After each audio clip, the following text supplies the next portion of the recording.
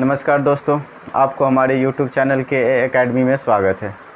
आज एक बार फिर हम 12th के इम्पोर्टेंट क्वेश्चन लेके आए हैं। आप देख सकते हैं क्वेश्चन है, एक समान रूप से आवेशित गोले के कारण किसी बिंदु पर विद्युत क्षेत्र की तीव्रता। यानी एक समान रूप से आवेशित गोला है और इस गोले के कारण हमको किसी बिंदु पर विद्युत क्षेत्र निकालना है। जब आप 12th का एग्ज़ाम दीजिएगा तो उसमें इस टाइप का क्वेश्चन देखने को मिलेगा। इससे संबंधित ऑब्जेक्टिव भी काफ़ी इम्पोर्टेंट है जो आगे आपको देखने को मिलेगा, अभी हम बताएंगे। आप जब 5 नंबर टाइप का इस क्वेश्चन इससे बन सकता है। कैसे बनता है तो उसमें रहेगा कि गॉस के प्रमेय को लिखे तथा प्रमाणित करें और गॉस के प्रमेय के आधार पर एक समान रूप से आवेशित गोले के कारण किसी बिंदु पर विद्युत क्षेत्र की तीव्रता ज्ञात करें। मतलब इस टाइप के 5 नंबर का क्वेश्चन रहेगा। 2 चीज़ रहेगा, एक गॉस के प्रमेय को प्रमाणित करें और दूसरा उसी में रहेगा एक समान रूप से आवेशित गोले के कारण किसी बिंदु पर विद्युत क्षेत्र की तीव्रता को ज्ञात करें। तो जब गॉस के प्रमेय और इस दोनों को मिलाकर एक क्वेश्चन में दे देगा तो ये 5 नंबर टाइप का क्वेश्चन बन जाता है। और गॉस के प्रमेय हम पिछले वीडियो में पढ़ा चुके हैं जो हमारे चैनल पर ऑलरेडी उपलब्ध है, आप उसको देखिए। और फिर आगे की अब इसमें हम जो आवेशित गोले के कारण विद्युत क्षेत्र की तीव्रता निकालेंगे, ये देखिए। दोनों के मिलाकर आपका 5 नंबर टाइप का क्वेश्चन बन जाएगा। अगर सिंगल पूछता है तो 2 नंबर टाइप्स या फिर ऑब्जेक्टिव टाइप का क्वेश्चन भी इन दोनों से काफ़ी पूछता है। ठीक है, तो आइए देखते हैं क्या है। गॉस के प्रमेय के आधार पे हमको विद्युत क्षेत्र की तीव्रता निकालना है। तो इसके लिए क्या है कि r त्रिज्या का एक गोला है, ठीक है। इस पर प्लस क्यू आवेश दिया हुआ है जो एक समान रूप से संपूर्ण गोला पर वितरित है, जो हमारे हेडिंग में भी लिखा हुआ है एक समान रूप से आवेशित गोले। तो प्लस क्यू आवेश दिया गया जो पूरे में एक समान रूप से वितरित है। अब इसके केंद्र O से r दूरी पर कोई बिंदु P है जहां पर हमको विद्युत क्षेत्र की तीव्रता ज्ञात करनी है। तो इसके लिए हम क्या करेंगे, बिंदु P से होते हुए स्मॉल r त्रिज्या का एक गॉसीय तल की कल्पना करेंगे। ठीक है, गॉसीय तल की कल्पना करेंगे। तो इसमें आप देख सकते हैं 1 2 3 कंडीशन हम लेते हैं। क्योंकि जो गोला की हम बात कर रहे हैं, ये गोला है ये जिसकी त्रिज्या है r, कैपिटल R, ये वाली कैपिटल R, और इसके ऊपर प्लस क्यू आवेश दिया हुआ है। तो पहला स्थिति में देख सकते हैं कि जो बिंदु हम P लिए हैं वो गोला से बाहर स्थित है। तो हम एगो कंडीशन लिख सकते हैं कि जब बिंदु गोला से बाहर स्थित हो,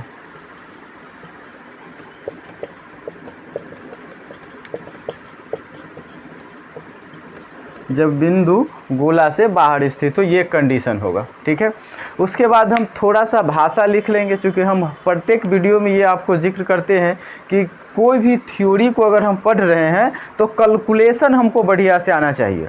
कैलकुलेशन में कहीं पे कोई त्रुटि नहीं होना चाहिए। लेकिन जो भाषा है वो हम अपनी शब्दों में लिखें। भाषा को अपनी शब्दों में टूटी फूटी शब्द ही सही 2-4 लाइन लिख ले, उससे ज़्यादा कोई फ़र्क नहीं पड़ता। तो चलिए हम भाषा क्या लिखेंगे, भाषा लिखेंगे माना कि r त्रिज्या कैपिटल R, माना कि r त्रिज्या का एक गोला है जिस पर प्लस क्यू आवेश एक समान रूप से वितरित है। इसके केंद्र O से स्मॉल r की दूरी पर स्थित बिंदु P पर विद्युत क्षेत्र की तीव्रता E ज्ञात करना है। इसके लिए P से होते हुए r त्रिज्या की एक गॉसीय तल की कल्पना करते हैं। ठीक है, अब गॉस के प्रमेय से, तो गॉस के प्रमेय क्या होता है, गॉस के प्रमेय होता है कि किसी तल से होकर गुजरने वाला कुल फ्लक्स तल द्वारा घेरे गए कुल आवेश का 1/ε0 गुना होता है। तो कुल फ्लक्स को लिखेंगे तो हम इंटीग्रेशन से लिख लेते हैं E.dA या फिर ds, कुछ भी लिखे बात एक ही हुआ। ये हो गया कुल फ्लक्स। और कुल फ्लक्स किसके बराबर हो जाएगा, तो तल द्वारा, ये तल जो हम गॉसीय तल बनाए तो उसके द्वारा घेरे गए कुल आवेश क्यू है, इसका 1/ε0 गुना होता है। ये होता है हमारा गॉस का प्रमेय, जो हम गॉस के प्रमेय लिख लिए। अब देखिए यहाँ पर अगर हम बात करें E.ds तो इसको लिखेंगे E.ds cos थीटा। तो E.ds cos थीटा लिखेंगे। अब इस तल को देखिएगा तो ये गोला है, इसका विद्युत क्षेत्र का डायरेक्शन भी इधर होगा और इसके लिए जो एरिया का डायरेक्शन होगा, क्योंकि एरिया जो होता है ना गॉसिय तल में हम लेते हैं वो परपेंडिकुलर टू द सरफेस होता है और विद्युत क्षेत्र की डायरेक्शन होती है वो भी परपेंडिकुलर टू द सरफेस होती है। ठीक है, ये बड़ी ही इंपॉर्टेंट चीज़ है।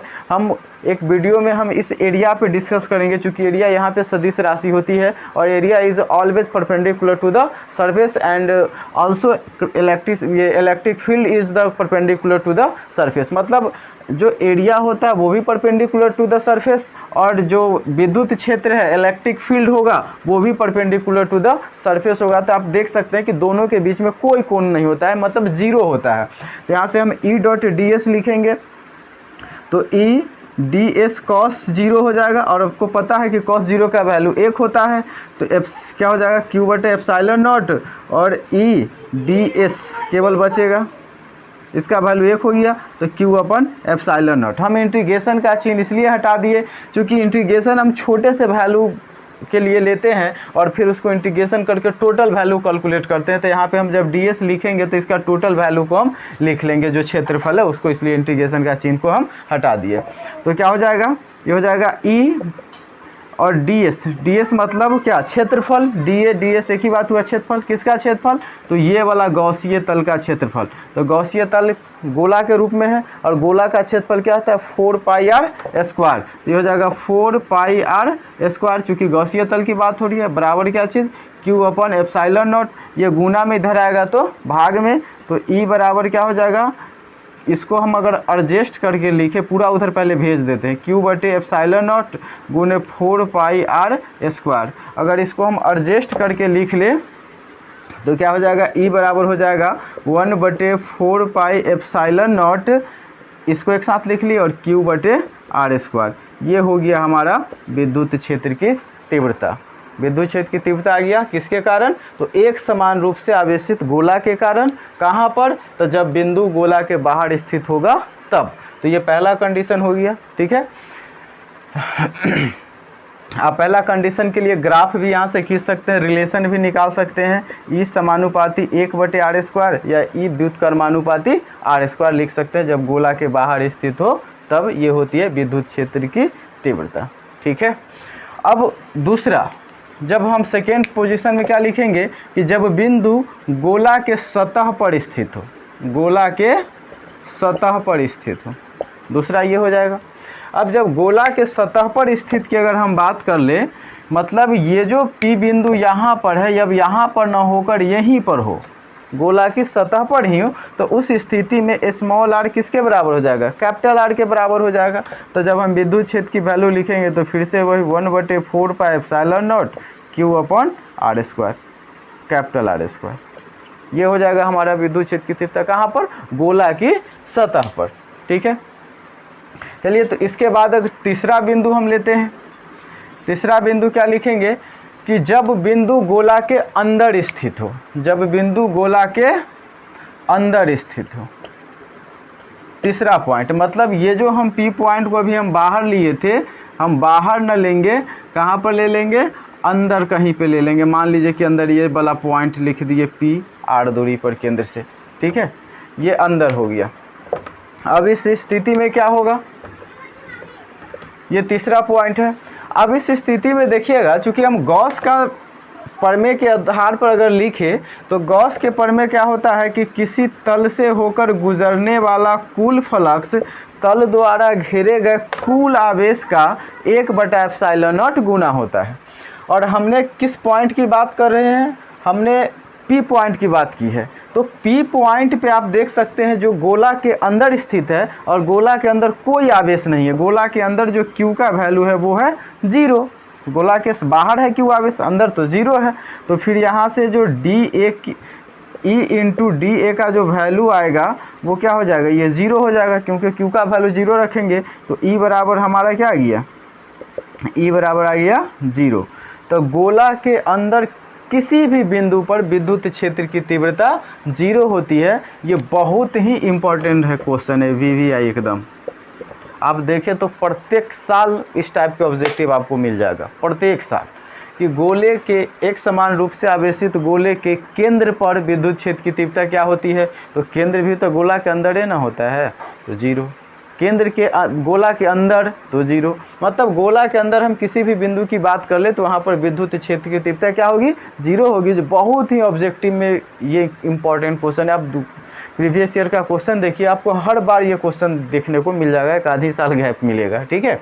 तो गोला के अंदर विद्युत क्षेत्र की तीव्रता क्या होती है, 0 होती है। अगर इसका ग्राफ अगर बाय द वे आप बनाना चाहें तो ग्राफ इस प्रकार बन जाएगा, ये मतलब यहाँ तक 0 रहेगा विद्युत क्षेत्र की तीव्रता और उसके आगे ये हो जाएगा एक समान रूप से आवेशित गोले के कारण विद्युत क्षेत्र की तीव्रता। क्योंकि यहाँ पर तो 0 है, यहाँ से लेकर जहाँ तक उस सरफेस पर विद्युत क्षेत्र होती है, फिर उसके आगे जैसे जैसे बढ़ेंगे विद्युत क्षेत्र घटता जाएगा, लेकिन उससे पहले केंद्र से लेकर सतह तक उसकी वैल्यू 0 होती है। और इधर जो ई है वो 1/r² के समानुपाती होता है, ठीक है।